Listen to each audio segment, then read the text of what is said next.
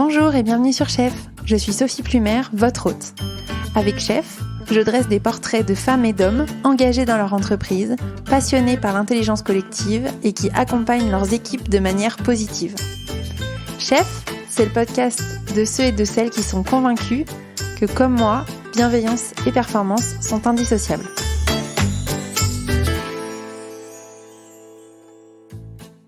Aujourd'hui, je reçois une grande dame, une grande chef d'entreprise avec qui j'ai pris beaucoup de plaisir à échanger. Il s'agit de Florence Kahn, ancienne associée du chef étoilé Yannick Aleno, triplement étoilé même, et aujourd'hui fondatrice de millwin.com.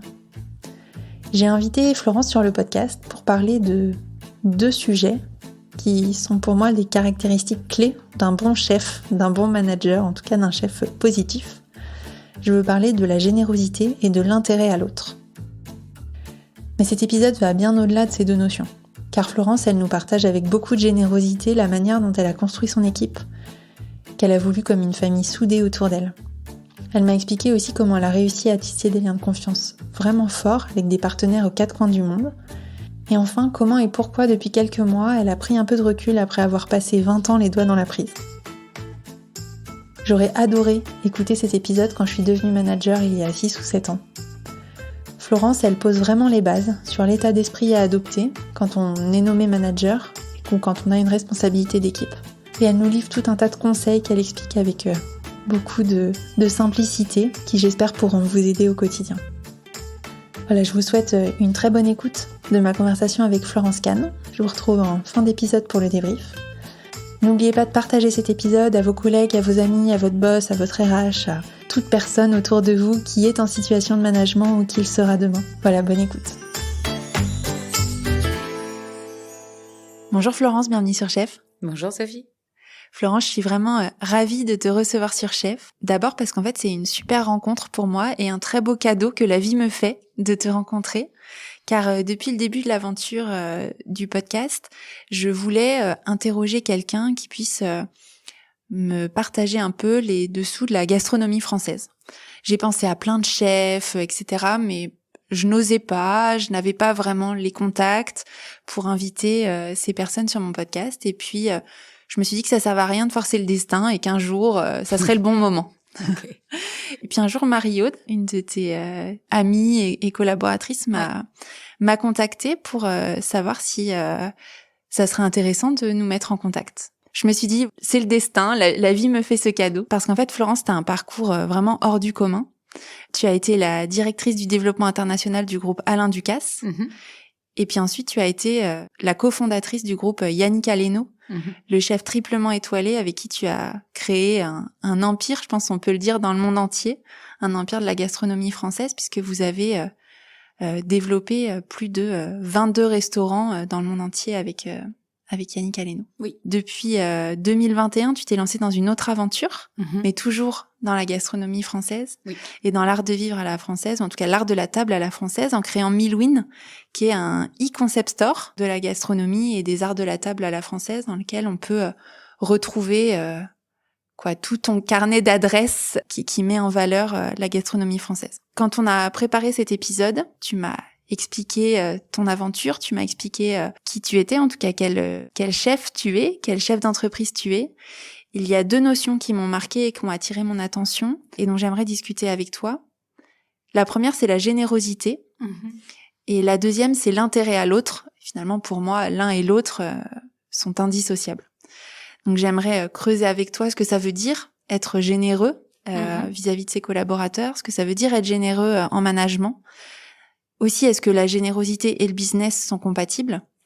Et puis qu'est-ce que ça veut dire porter un intérêt à l'autre ? Je pense que c'est important de mettre des mots sur une notion, surtout en temps de Covid, de confinement, etc., où finalement on s'éloigne plus les uns des autres et on a parfois du mal à conserver un intérêt à l'autre fort dans la durée. Ça te va ce programme ? Ça me va très bien. Donc avant de rentrer dans le vif du sujet, je te pose la question rituelle du podcast qui est « Quel chef es-tu, Florence ?» Alors, dans ta liste de questions, chère Sophie, c'est peut-être la question la plus compliquée, parce que je trouve que c'est aux autres plutôt de qualifier facilement, surtout le management en tant que tel. Je ne pense pas me qualifier autrement de chef que ce que je suis dans la vie. C'est-à-dire que si tu me demandes quel chef es-tu, ma réponse c'est en fait quelle femme je suis, plus simplement. Et je pense que si j'ai un qualificatif, ou en tout cas le premier qui me vient, c'est que je suis gentille. Alors évidemment, c'est toujours bizarre quand on est dans un environnement business de dire un mot comme ça, mais moi je pense que je suis foncièrement gentille. C'est-à-dire que j'aime vraiment les gens, j'aime les écouter, j'aime les rencontrer. Je trouve que sous chaque personnalité, il y a toujours des histoires complètement inattendues, et je suis très curieuse et j'adore ça en fait. Et donc pour répondre à ta première question, quel chef es-tu ? Ma réponse c'est je pense que je suis gentille, généreuse et avec de l'intérêt à l'autre. Je pense que voilà, tu l'as dit en introduction. Et l'autre chose, en revanche, qui est importante, c'est que je suis foncièrement performante aussi. Voilà. Donc là, on n'est pas contradictoire ni exclusif de l'autre, mais au demeurant, je suis aussi gentille que performante. Ok. Performante, ça veut dire que tu mènes tes projets à bien, ou qu'est-ce que tu mets derrière le mot performante ? Moi, j'aime gagner. T'aimes gagner ? Ouais, bien sûr. Mais j'aime gagner avec les autres, et j'aime gagner en ayant été gentille.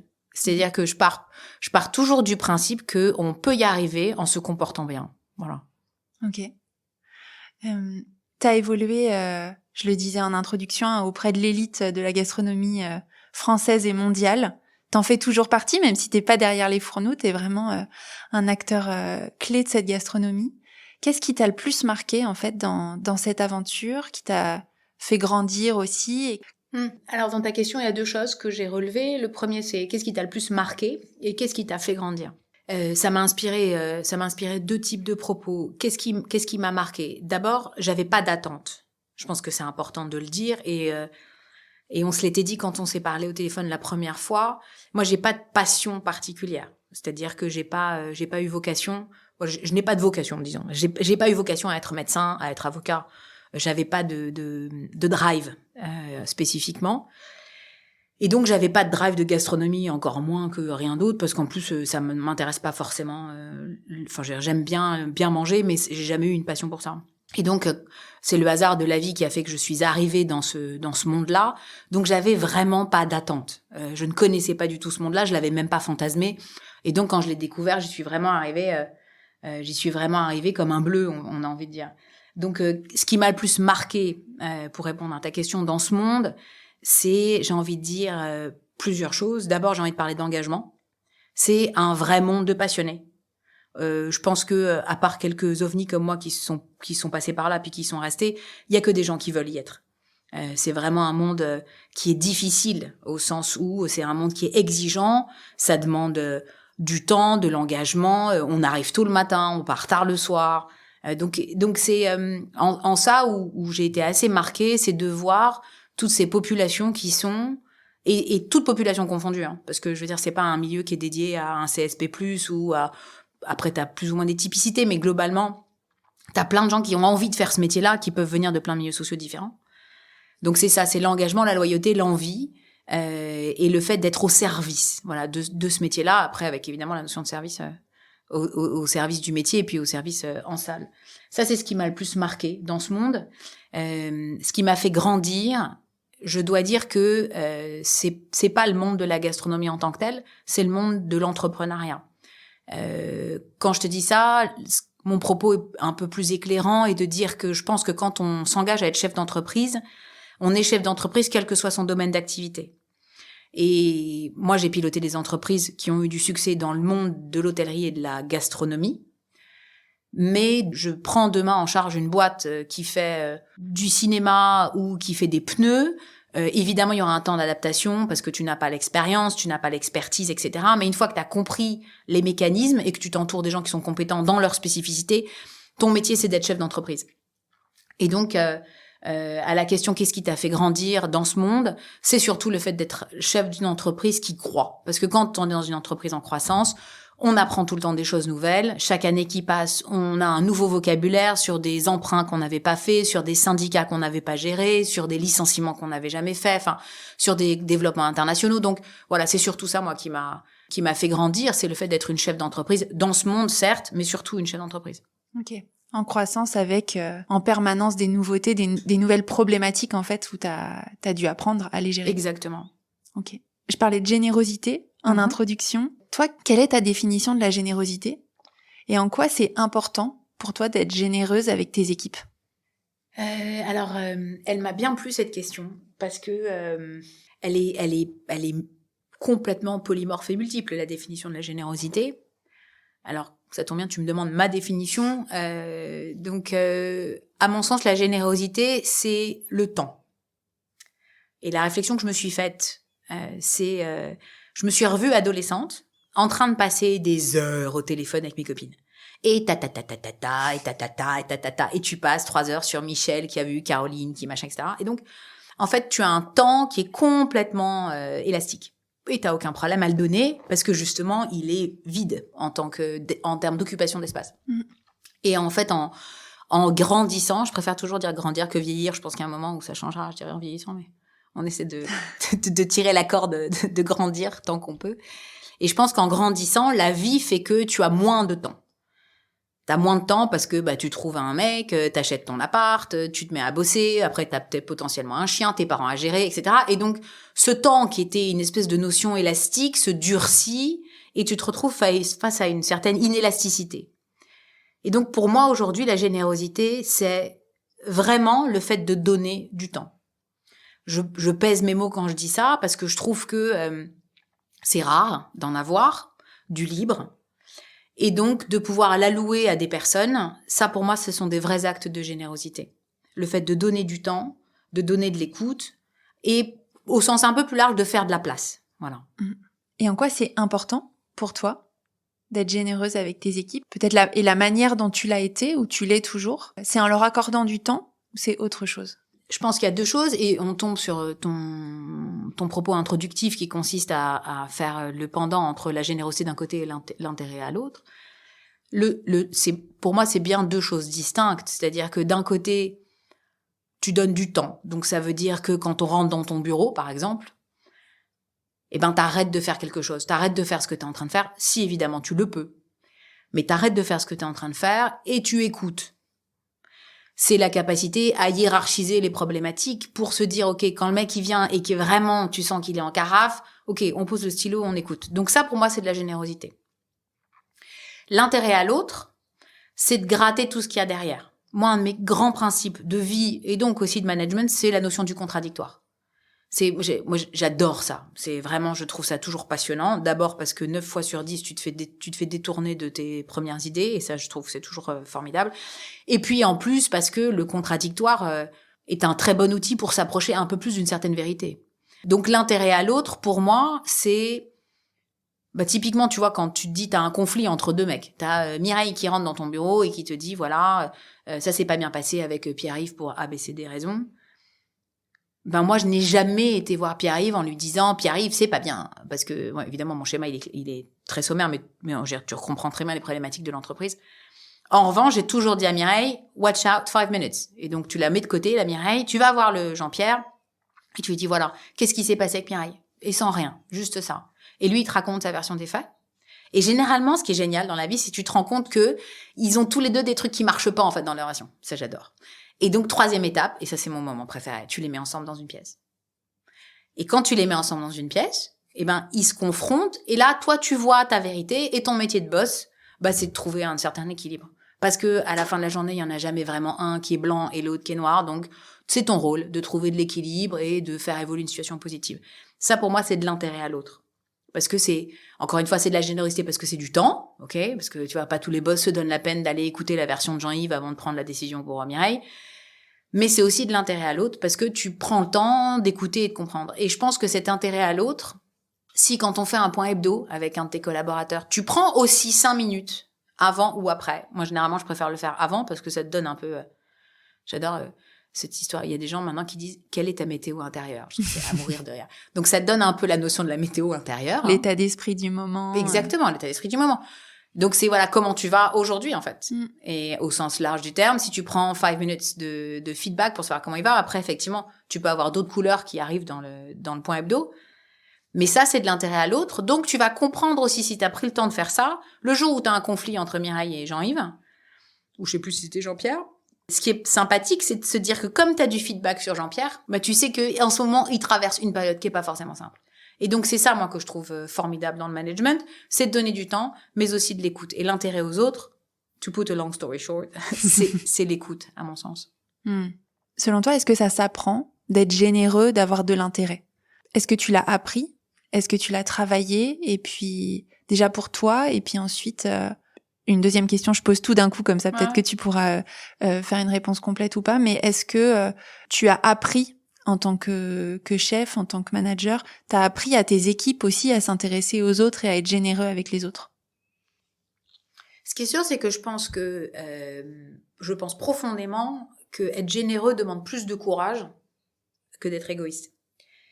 Pourquoi ? Parce que t'es toujours en train de t'emmerder un peu dans la vie, quoi.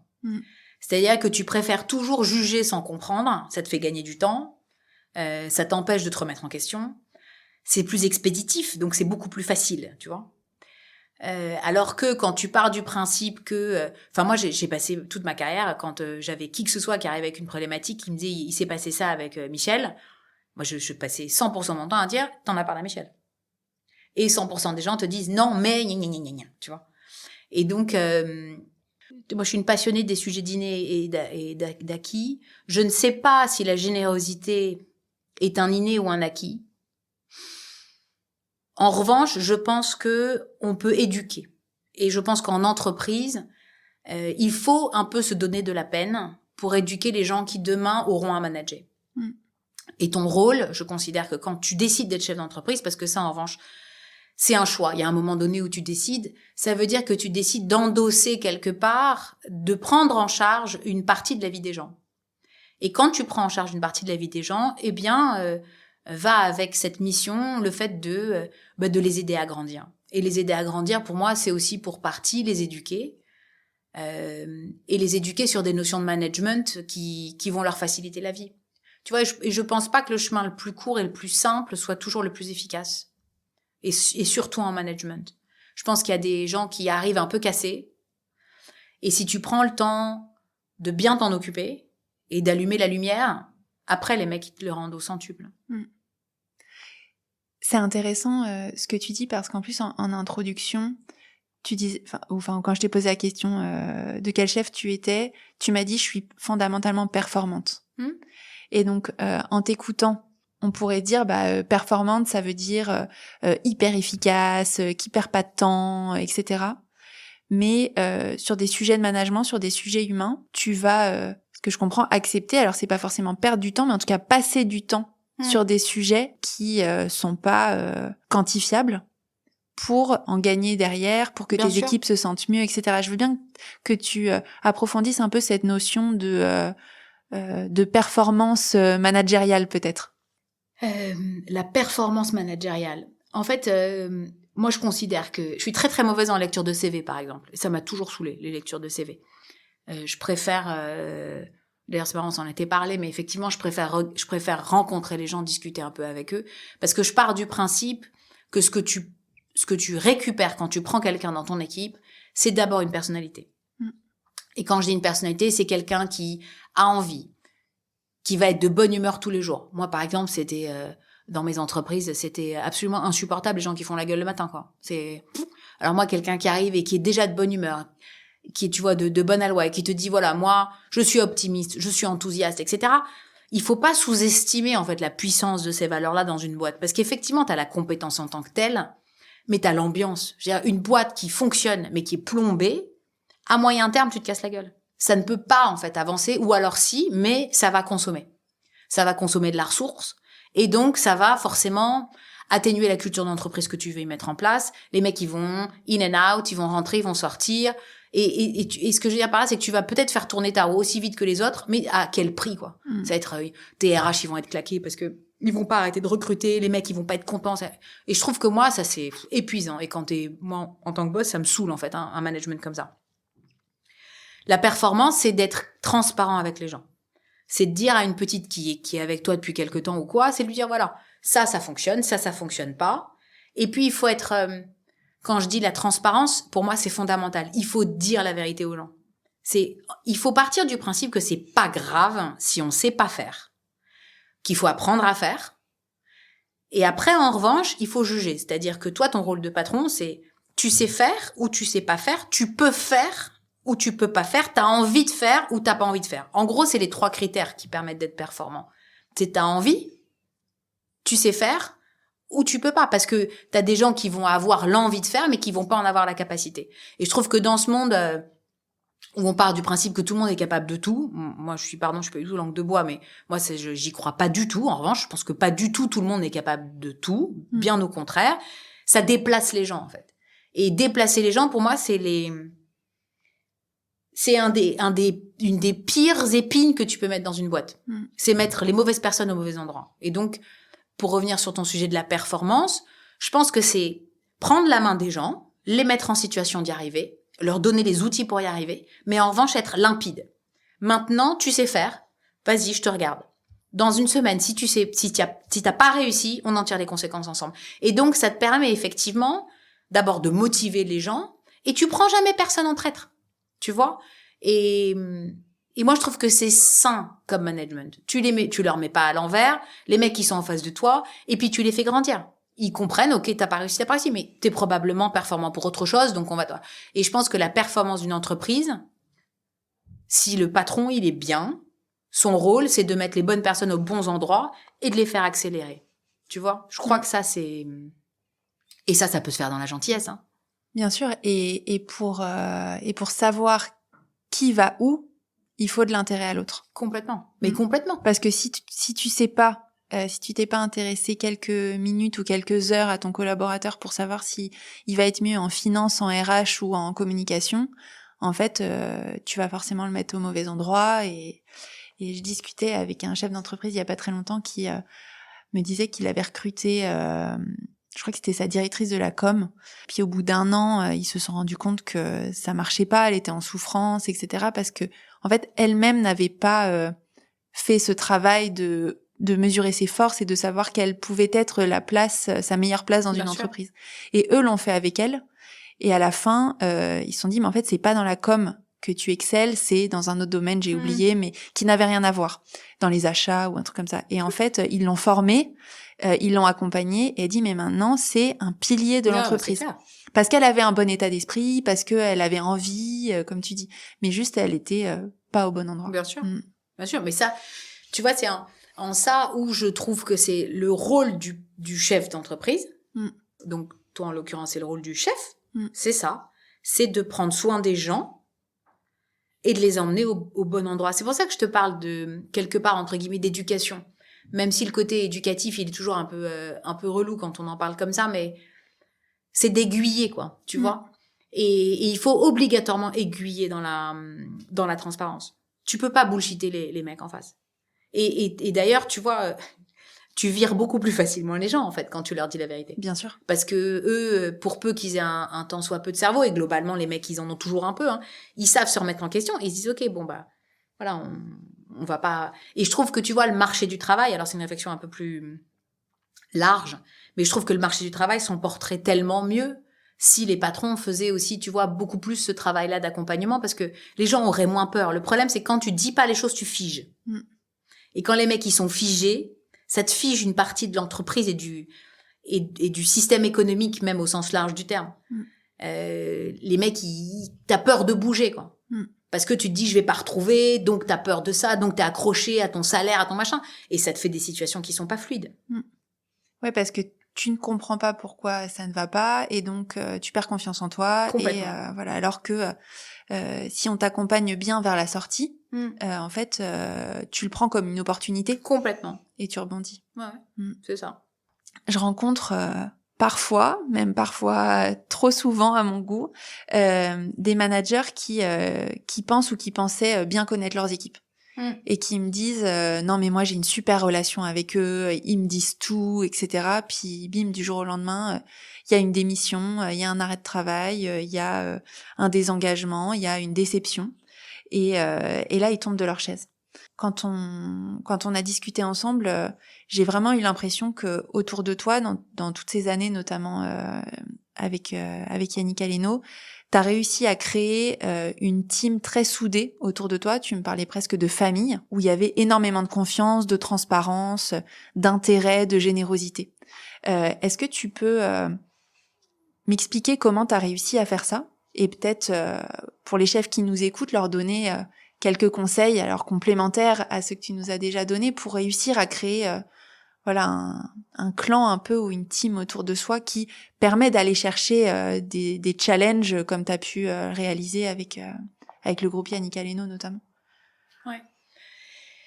Alors ça revient un peu sur ce que je te disais avant, mais au demeurant, sur une question pure comme ça, qui consiste à dire quels seraient les outils potentiels à mettre en place ou les trucs et astuces qui peuvent aider un patron à souder une équipe autour de lui.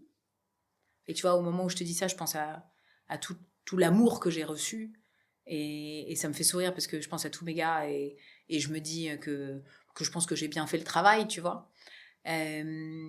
Dans ces outils-là, alors d'abord, je pense qu'il faut en avoir envie. Tu vois, parce que c'est quand même, c'est un vrai chemin, quoi. Hein. Tu t'inventes pas, et ça demande aussi de l'honnêteté vis-à-vis de soi-même et vis-à-vis de qui on est. Tous les patrons ne sont pas à vouloir forcément s'investir avec leurs gars, et je pense que c'est important de le savoir si c'est pas ton chemin. Si en revanche, t'adores discuter avec la boulangère de sa nouvelle coupe de cheveux et que t'aimes l'autre. Et encore une fois, je porte pas de jugement là-dessus, hein, mais tu vois, moi, je kiffe parler avec la boulangère pendant 1 heure d'un truc, elle va m'apprendre et tout. Il y en a, ça les saoule, mais voilà, c'est ainsi. Mais en revanche, tu vois, si t'as un peu cette trame-là de curiosité et d'amour de l'autre, la façon dont il faut se mettre en ordre de marche pour que les gens ils marchent avec toi, c'est de marcher avec eux. C'est-à-dire que tu vois, et c'est ce à quoi je pensais là dans l'avion quand je venais, je me disais sur cette question-là, je me disais en fait, je crois que quand tu décides de devenir chef d'entreprise, parce qu'à un moment donné, ce que je te disais, tu le décides.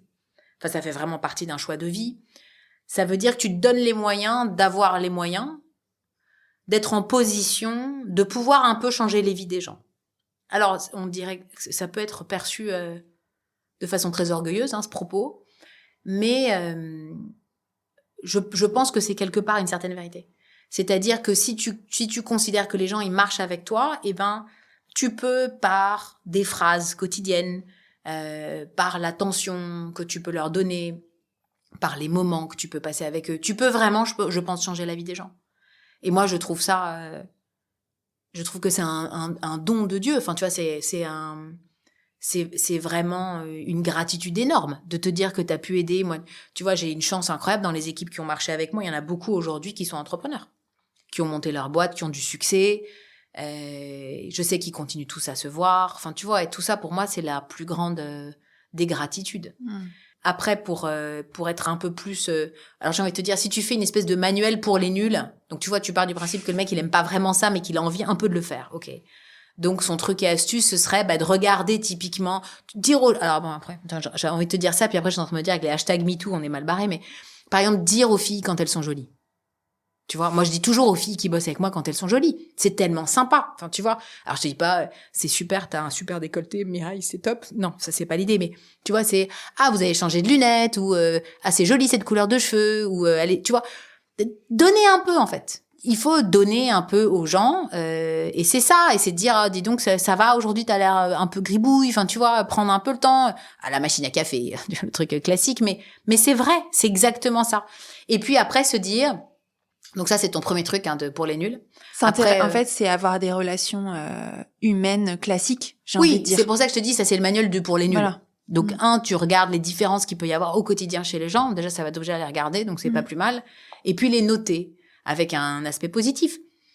Ensuite, le deuxième truc que tu peux faire, encore une fois du management gentil, c'est organiser 1 fois par mois un dîner. Alors, pas forcément un dîner assis, formel, etc., mais... Tu dis, viens, on va prendre un pot, il y a tel café qui a ouvert, c'est sympa et tout, et hop, et tu fais circuler un petit groupe et on va prendre un café ensemble. Et tu vois, c'est ça, en fait, c'est des petits momentum où tu sors les gens de leur zone de confort, tu vas les emmener à parler de leur passion. En fait, moi, tu sais, dans les avions, je prends moins, certes, mais que j'ai tellement pris, je parle toujours...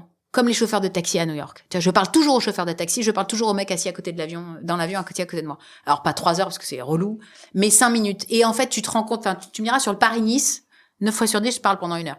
En fait, j'adore parce que les mecs, ils ont toujours des vies. Et c'est pas parce qu'ils sont sur un Paris-Nice, c'est juste parce qu'en fait, tu ouvres la porte d'un monde du mec qui se confie à toi et qui te raconte sa vie. Et alors, moi, ça, tu vois, dans le travail, Si tu parles 5 minutes avec une nana qui bosse dans tes équipes, je parle surtout pour les mecs qui ont des grosses boîtes, tu vois, qui bossent dans tes équipes et que la nana te raconte qu'en fait, elle est plumassière à ses heures perdues et qu'elle fait des costumes pour le Lido, bah, t'as tout gagné, en fait. T'as tout gagné. Parce que ça va t'enrichir, la nana va te parler de sa passion, tu vas voir que ses yeux, ils vont briller différemment, etc. Et potentiellement, même demain, tu vas rencontrer un type qui bosse au Lido et donc tu vas retourner voir la petite chez toi, tu dis, ah, tu sais quoi? Et en fait, c'est ça. Je crois que c'est vraiment ça la clé, c'est de le faire avec envie, le faire avec patience. Et tu vois, tu tisses, quoi. C'est une petite araignée, tu tisses ta toile et tout. Et on te le rend, mais 1 milliard de fois. Est-ce que tu veux bien me raconter ce que tu m'as raconté quand on préparait l'épisode, ton rituel de Noël auprès de tes équipes? Alors, chaque Noël, avant de te le raconter, j'étais en train de me dire que les patrons, ils allaient pas aimer ça, mais bon, c'est pas très grave. Chaque Noël, moi, je prenais une journée de shopping. J'allais au printemps, parce qu'on connaissait le directeur des grands comptes du printemps, qui était, je crois qu'il est encore d'ailleurs, qui est un mec super, et on bossait avec lui, et donc j'allais passer une journée à choisir les cadeaux pour mes équipes. Encore une fois, Sophie, on est dans une boîte, moi j'avais une PME, hein, donc un mec qui a 1500 salariés, ça marche pas mon histoire, tu vois. Mais je pense qu'un mec qui en a 10, 15, 20, 30, à mon avis, jusqu'à 50, si tu te sors un peu les doigts, ça peut marcher. Et donc, moi, j'allais chercher pour chacun des salariés un cadeau pour eux. C'est moi qui allais chercher un cadeau pour eux. Et donc, je me faisais un kiff parce que tout au long de l'année, en ayant écouté leurs histoires, leurs trucs, alors t'en as une qui emménage, donc on va lui trouver une table basse parce qu'elle m'en avait parlé. Après, il y en a une autre qui rêvait d'un sac. Après, il y en a un autre qui voulait avoir un porte-carte. Enfin, tu vois ce que je veux dire. Donc, tu les écoutes et puis tu grattes. Parfois, tu poses un peu des questions en ayant ça comme ligne de mire. Et tu gagnes. Et tu gagnes. Et en fait, tu sais quoi, j'aime pas dire tu gagnes, je trouve ça nul. Parce qu'en fait, tu gagnes pas. Enfin, quand je dis tu gagnes, on dirait que genre, je suis content d'avoir marqué des points. En fait, moi, je n'étais contente que quand je les voyais et je me disais, tu sais quoi, là, j'ai bien niqué. Et tu vois, et je les voyais, ils étaient là avec la banane et je me disais, ah, tiens, là, tiens, tu l'as bien eu, quoi. Et ça, c'était le kiff. Et on le faisait une fois par an, c'est vrai. Et puis après, c'était tout au long de l'année. Moi, tu vois, j'avais plein de cadeaux. On recevait avec Yannick plein de cadeaux de plein de fournisseurs tout le temps. Moi, je partageais avec eux. Enfin, tu vois, quand tu reçois enfin, pardon, c'est pas très politically correct, mais quand tu reçois ta 30e bouteille de champagne, en fait, à Noël, tu vas pas toutes te les mettre dans les poches ou te décorer la cuisine avec. Donc, évidemment que tu partages et tu dis, voilà, on a reçu, ou tu reçois un gros bloc de foie gras, bah tiens, c'est cool, on partage ensemble, tu vois, et c'est ça, en fait, là, c'est exactement ce que tu dis tout à l'heure, c'est la générosité, l'intérêt à l'autre, le fait de prendre du temps. Ce que je trouve hyper chouette dans l'image de Noël, dans l'anecdote de Noël, alors après c'est avec ton entreprise, ton équipe, le monde aussi dans lequel tu as évolué. Et on ne demande pas à tous les managers d'aller chercher un sac ou une table basse ou un porte-carte à leurs collaborateurs, mais c'est le fait de dire, bah en fait tu les connaissais suffisamment bien pour savoir que ça leur ferait plaisir. Pour moi, l'intérêt à l'autre, il est là. Est-ce qu'un petit café à tel moment où on parle de tel sujet, ça coûte rien? Mais comme tu dis, le temps, ça peut lui faire plaisir. Tiens, au lieu d'aller, je ne sais quoi, faire notre réunion dans une salle de réunion lambda, si on va se prendre un truc au café du coin pour évacuer la pression, parce que je sais qu'en ce moment il en a besoin et que ça fait hyper longtemps qu'on n'a pas eu un peu un moment friendly à deux ou en équipe. C'est ça. On va faire ça. Il n'y a pas besoin d'argent ou de choses, mais se dire tiens je donne ce que je peux avec mes moyens, avec mon temps, en fonction de ce que l'autre a besoin. Je trouve que c'est sûr. Mais tu sais, quand tu dis ça montre que tu les connaissais très bien et tout, tu sais, je pense que ce dont les gens manquent le plus, c'est l'écoute. Alors c'est vraiment un terme galvaudé, vas-y écoute-toi, machin, etc. Mais pour de vrai, les gens, ils écoutent jamais. Mais jamais.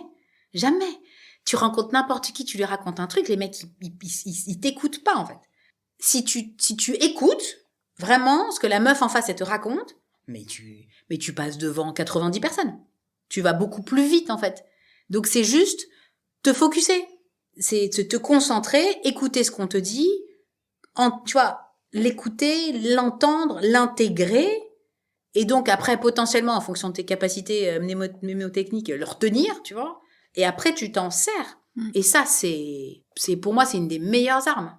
Ah oui, non, mais tu prêches une convaincue. Je vois l'heure qui tourne. Il y a un autre petit sujet que je voulais aborder avec toi, c'est la question de la multiculturalité au sein d'équipes, parce que pour moi c'est aussi très lié. Réussir dans un environnement multiculturel, c'est très lié à l'intérêt à l'autre aussi. Toi, t'as monté des restaurants dans le monde entier. T'as travaillé avec des gens vraiment du monde entier. Tu me donnais quelques exemples. T'es allé vraiment partout. Tu me disais que t'as fait 4 ou 5 fois, tu faisais 4 ou 5 fois le tour du monde par an, et que t'as vraiment tissé des liens forts avec des gens de plein de cultures, plein de pays différents. Comment tu t'y es pris? Quel est voilà aussi ton retour d'expérience sur le fait de travailler avec des cultures différentes? Mais tu vois, par rapport à tout ce qu'on vient d'échanger, je pense que tu n'es jamais autant mis en risque que quand tu appliques tes méthodes de management en dehors de tes frontières.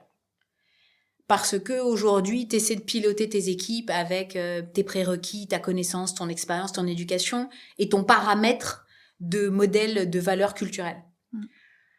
Quand tu prends ce modèle-là et que tu le mets à l'étranger, il pète en vol, il explose. Quand tu arrives en Chine pour dealer avec des Chinois, c'est un monde parallèle.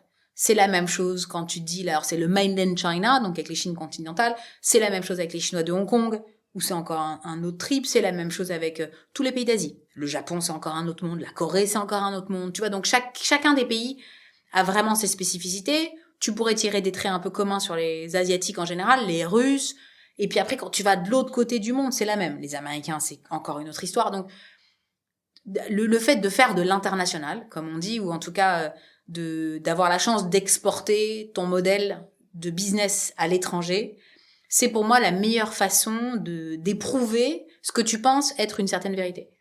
Parce que le système de valeurs est différent, en fait.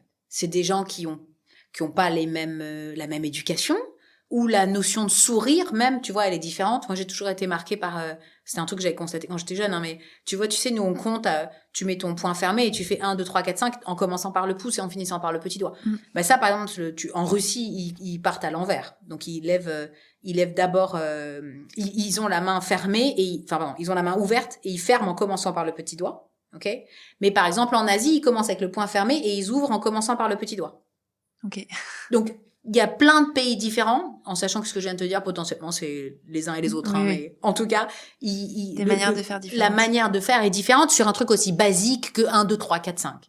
Donc, ça te donne vraiment une approche mindset qui est différente. La notion d'hausser la voix. Et en fait, c'est là où tu vas aller chercher ton autorité. Comment est-ce que tu vas te retrouver à pouvoir faire un deal avec un pays qui n'est pas le tien, à ouvrir un restaurant dans un pays qui n'est pas le tien, et à comprendre des équipes locales qui n'ont pas été éduquées comme toi, qui n'ont pas été formées.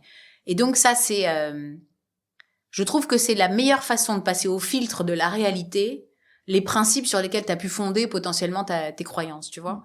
Et si on revient sur le fait d'écouter, de dire la vérité, de s'engager, je pense que tu te plantes toujours un peu, parce que même parfois, tu vois, en notion d'écoute ou de vérité, il y a des pays où c'est un peu...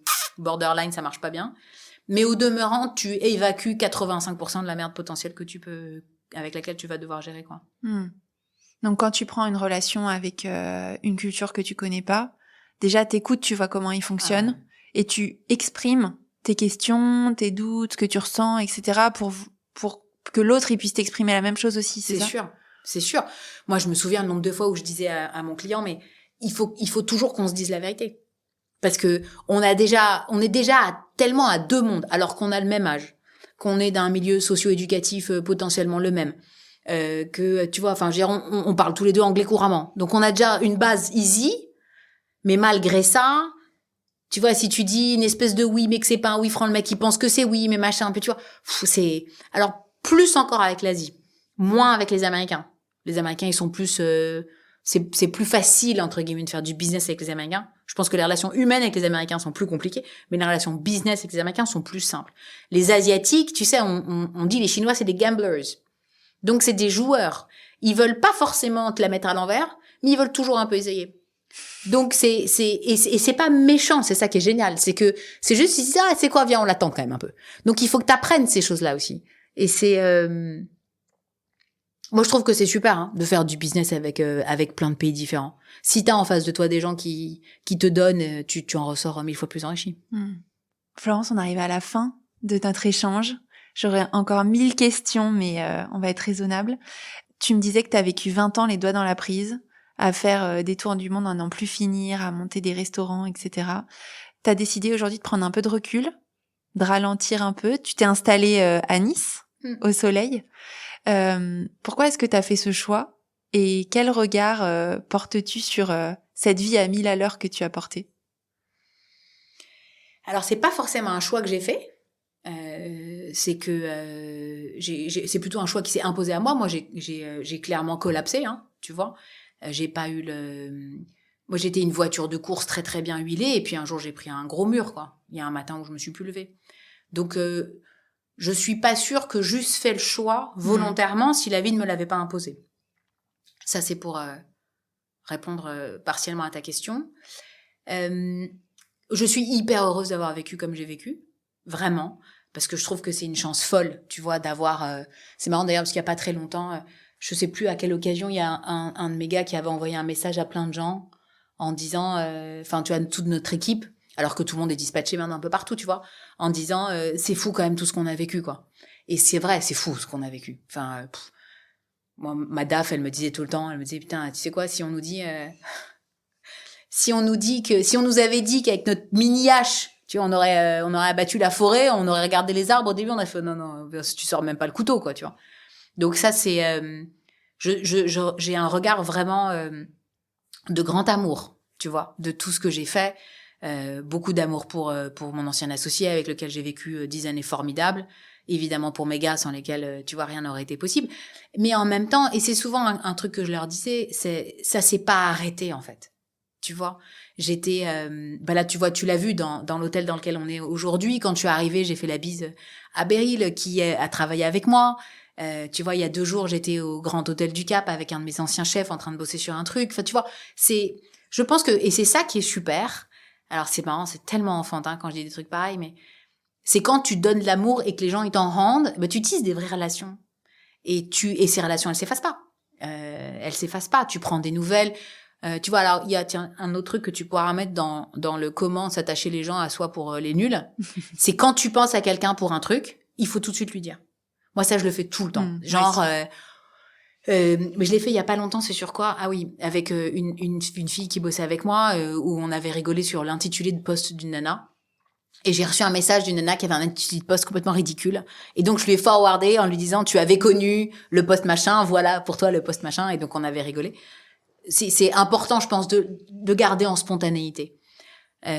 Donc, pour répondre un peu plus brièvement, c'est raté à ta question. Effectivement, je garde un regard très attendri et enfin, je sais pas, non, c'est pas attendri, mais en tout cas, beaucoup de gratitude et beaucoup d'amour pour tout ce que j'ai fait. S'il fallait recommencer, même si c'était difficile, je recommencerais tout. Pareil. Je boufferais autant de merde que j'ai bouffé, je recommencerais tout parce que tout était pondéré par une puissance de jus, d'amour, de joie, de rigolade, tu vois, on a vécu des choses très difficiles, hein. Moi, j'ai vécu des choses très difficiles, mais tout était pondéré par autant de bonheur. Donc, je recommencerai tout pareil. En revanche, je pense que, tu vois, j'ai beaucoup consommé et j'ai peut-être trop consommé. Donc, je n'ai plus envie de consommer. Cette façon-là, en tout cas. De cette façon-là. J'ai plus envie de bosser 80 heures par semaine. Je n'ai plus envie de donner ma vie aux autres aussi, tu vois. Et je trouve ça sain, aujourd'hui, d'avoir un format où je suis plus légère, où j'arrive à donner des conseils, par exemple, ça me plaît beaucoup, mais sur des modèles non opérationnels. C'est beaucoup plus léger, même intellectuellement. Et le fait d'avoir développé Milwin, ça me permet en fait de rester en contact avec tout le monde sans plus me les porter en fait. Et quand j'ai appelé toutes les maisons qui ont bossé avec moi pendant 20 ans en leur disant voilà, je vais monter un e-concept store et vous allez tous vous mettre au milieu et on va montrer comment vous faites des choses formidables, tout le monde a fait oui cool tu vois. Et ça c'est ça c'est encore une fois, c'est je pense que parce que t'as donné aux gens que les gens ils te rendent. Mais aujourd'hui le fait d'être digitalisé pour partie de mon métier, et enfin en tout cas pour partie de ma vie professionnelle, et faire du conseil pour autre partie de ma vie professionnelle, ça me va beaucoup mieux. J'ai plus de temps, je suis moins investie en fait, tu vois. Et je pense que j'ai été trop investie. On se rejoint se rejoint là-dessus. Moi, j'ai pas tenu 20 ans, j'ai tenu 10 ans. Ouais, mais c'est déjà beaucoup. Hein. Et en quelques mots, Milwin, c'est quoi la suite pour toi? Qui peut aller voir Milwin? Je mettrai tous les liens du site en commentaire pour les amoureux de la gastronomie française. Ouais. Milwin, c'est une vieille réflexion. En 2017, j'avais commencé à me dire, parce que moi j'adore les coulisses des maisons. J'adorais toujours aller farfouiner, demander au type comment il faisait. Je m'étais tapé une nuit chez un meilleur ouvrier de France boulangerie pour comprendre comment est-ce qu'il faisait le pain. Enfin, moi, je suis hyper curieuse. Donc, j'ai toujours en train d'aller chercher le petit truc derrière et tout. Et donc, j'ai eu la chance de vivre plein d'expériences de coulisses. Des grandes maisons françaises, attention, chez Puy-Forcat, les ateliers, chez Mauviel, chez Jean-Louis Coquet, Jaune de Chrome, enfin, tu vois, toutes ces maisons-là. De les visiter, mais aussi les maisons de gastronomie, la découpe de la tête de veau chez Metzger, enfin tu vois, toutes ces choses-là. Et ma réflexion a été de me dire comment, donc ça c'était en 2017, c'était le digital arrive, donc on est en 2017, qu'est-ce qui va se passer entre ces métiers de la main qui sont très protégés et la révolution du digital? Comment est-ce que le digital, et ça c'était ma problématique intellectuelle, c'est comment est-ce qu'on peut mettre au service des métiers de la main le digital pour devenir un outil de valorisation.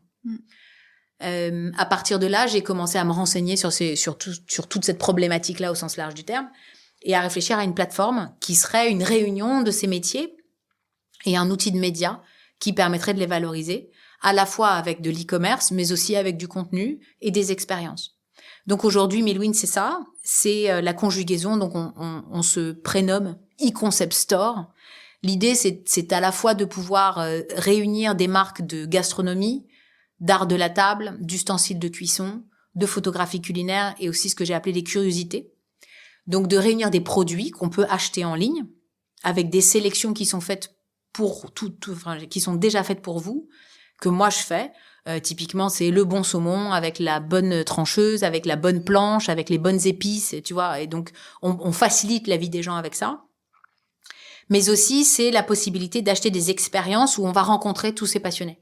Moi, c'est ça que j'adore. C'est, tu vois, on a fait la première expérience en ligne avec Alexis Munoz, qui est producteur d'huile d'olive. Donc, encore une fois, moi, tous ces mecs-là, je les connais parce que j'ai bossé avec eux. Donc, je connais leurs produits, je connais leur savoir-faire. Donc, quand je les valorise, j'y mets mon tampon, quoi. Donc, ça, c'est important. Et quand on fait une expérience en ligne, ça permet de rencontrer pendant 45 minutes via Zoom un producteur, donc en l'occurrence Alexis Munoz, qui va parler de l'huile d'olive. Préalablement, on a reçu chez soi 3 petites bouteilles d'huile d'olive avec les objets de dégustation. Et Alexis, pendant 45 minutes, il raconte son métier. Il t'explique que, en plus, il a l'accent, c'est des mecs authentiques. Alors, il te dit, j'espère que je blesse personne si je dis qu'une olive verte, c'est pas une olive noire qui a pas mûri encore, Donc, tu vois, c'est sympathique, en fait. Tu rencontres des mecs passionnés, t'apprends plein de choses, et à la fin, tu fais la dégustation avec le fournisseur. Et les expériences, on a un programme qui se déroule avec un maître fromager, avec des épices, avec des grogs, une maison sauge, la maison sauge là qui fait des fleurs séchées. Enfin, tu vois, il y a plein de trucs comme ça. Et donc aujourd'hui, moi, ça me plaît parce que je fais la curation. Parce que je valorise tous ces métiers-là, parce qu'on ouvre leurs portes pour les particuliers en faisant les expériences. Et donc, Milwin, c'est ça. Super. Voilà. Je te souhaite beaucoup de réussite, Florence, dans ce projet. Un grand merci pour ton temps. Merci, Sophie. Si précieux. Et puis, à très bientôt. Merci beaucoup. À bientôt. Alors, qu'avez-vous retenu de tous les précieux conseils de Florence ? De mon côté, quand j'étais RH, je demandais toujours aux collaborateurs qui voulaient devenir managers s'ils étaient prêts à passer du temps au service des autres, à les écouter, à gérer leurs bobos du quotidien, leurs doutes, etc. Et je leur disais que s'ils n'étaient pas prêts à cela, ce job n'était pas fait pour eux. Cette conviction, je me la suis forgée seule, en voyant mes pairs faire, bien sûr, mais personne ne me l'a exprimée telle quelle, au moment où j'ai pris mon poste. Et en diffusant cet épisode, je suis assez contente que ce message soit dit haut et fort, car peut-être que ça donnera des repères à celles et ceux qui se posent la question de prendre en charge ou non une équipe, ou de garder ou non la charge d'une équipe. Ensuite, je retiens aussi que la vraie générosité managériale, c'est de donner de son temps. Et en fait, c'est vraiment normal qu'un manager donne de son temps, car pour bien faire son travail, à mon avis, d'encadrement, en fait, il faut passer du temps avec les gens, il faut passer du temps à les écouter, à les comprendre, à les connaître, à les aider. C'est ça le job de manager. Je trouve ça aussi intéressant de faire l'exercice, de compter le temps qu'on passe tous à gérer nos équipes, à les comprendre, à les connaître, à les écouter, à les aider. Et peut-être que si on se dit qu'on n'y passe pas assez de temps, rééquilibrer un petit peu. Enfin, j'ai beaucoup aimé la phrase de Florence qui dit qu'elle pense profondément qu'être généreux demande plus de courage que d'être égoïste. Elle parle aussi de la notion d'éducation des collaborateurs, de prise en charge d'une partie de la vie des gens. Et elle formule que notre mission en tant que manager, leader, chef d'entreprise, c'est d'aider les gens dont on a la charge à grandir. C'est aussi une conviction que j'ai et que j'ai pu expérimenter. Florence, elle le dit en tant que chef d'entreprise, mais je suis absolument convaincue que c'est aussi une mission qu'on a en tant que manager, même jeune encadrant. Voilà, j'espère que cet épisode vous a plu autant qu'à moi. Faites-moi vos retours sur les réseaux sociaux, sur LinkedIn, sur Instagram, suite à la newsletter que j'envoie tous les vendredis. Vous pouvez retrouver tous les liens en commentaire de l'épisode. Je vous invite aussi à aller sur le site millwin.com qu'a créé Florence, ça vaut vraiment le détour. Si vous êtes intéressé, passionné, si vous voulez faire des cadeaux à quelqu'un qui est intéressé ou passionné par la gastronomie et les arts de la table. Je vous retrouve la semaine prochaine pour un nouvel épisode. D'ici là, portez-vous bien. Kenavo!